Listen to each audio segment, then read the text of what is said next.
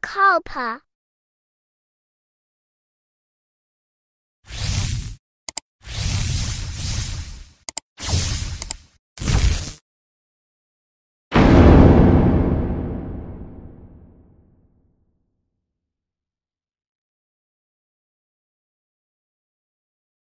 Το κατάπλασμα τσουκνίδας, ένα ισχυρό αντιφλεγμονώδες, καταπραίνει σχεδόν αμέσως τον πόνο στις αρθρώσεις, ανοργανοποιεί την άρθρωση, αποκαθιστά την κινητικότητα και αποβάλλει τα υγρά από την άρθρωση χωρίς διηθήσεις ή φάρμακα. Αν έχουμε φρέσκια τσουκνίδα, την ξεπλένουμε με τρεχούμενο νερό και μετά την κόβουμε σε μεγάλα κομμάτια. Αν έχουμε πολτό τσουκνίδας ή χυμό τσουκνίδας, μπορούμε να το χρησιμοποιήσουμε ως έχει.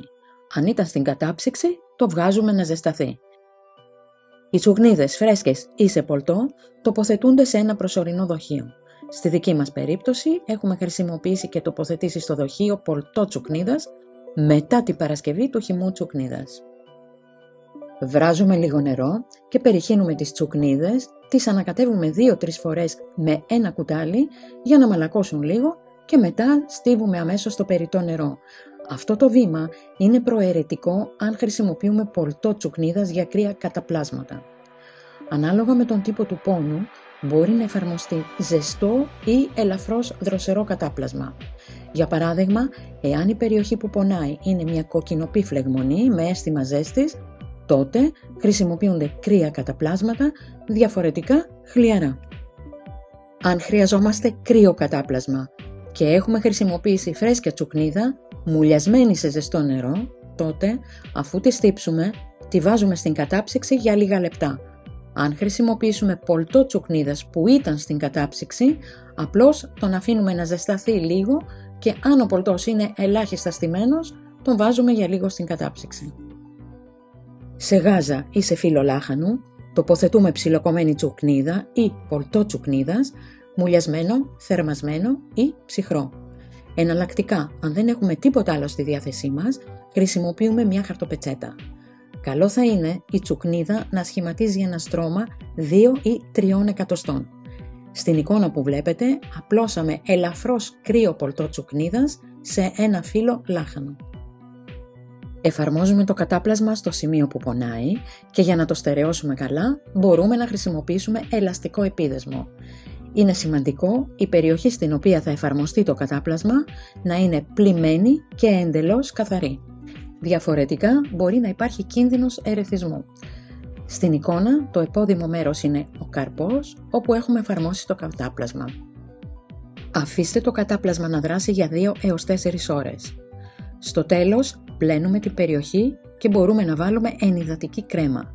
Ανάμεσα στα καταπλάσματα συνιστώνται διαλύματα 1 έως 2 ώρων για την αναπνοή της περιοχής και την αποκατάσταση του δέρματος.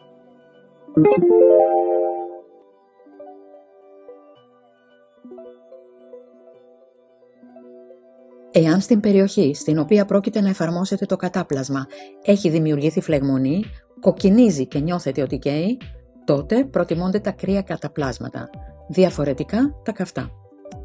Για κρύα καταπλάσματα θα κρυώσουμε πρακτικά την τσουκνίδα, ψιλοκομμένη ή σε πολτό, βάζοντάς τη στην κατάψυξη για λίγα λεπτά. Για ζεστά καταπλάσματα η τσουκνίδα ζεσταίνεται αυτόματα, όπως ήδη περιγράψαμε όταν ρίχναμε ζεστό νερό. Τα καταπλάσματα στα ζωτικά όργανα και στη σπονδυλική στήλη διατηρούνται πάντα ζεστά. Τα καταπλάσματα στις αρθρώσεις τοποθετούνται ως εξής. Στις αρθρώσεις με αίσθηση κρύου τοποθετούνται ζεστά καταπλάσματα και σε αυτά με αίσθηση θερμότητας βάζετε κρύα καταπλάσματα. Τα καταπλάσματα δεν πρέπει να είναι καυτά, απλά ζεστά. Τα φύλλα του λάχανου είναι πλούσια σε βιταμίνες και φυτοθεραπευτικά συστατικά όπως η ανθοκιανίνη και η γλουταμίνη, τα οποία και τα δύο περιέχουν αντιφλεγμονώδεις ιδιότητες.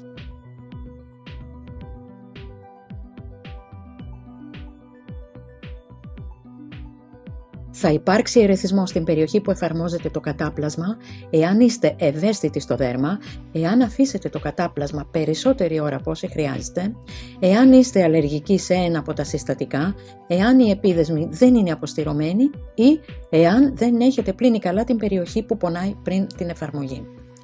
αν δεν δείξεις άτομα με ευαίσθητο δέρμα ή αλλεργίες στο λάχανο ή την τσουκνίδα.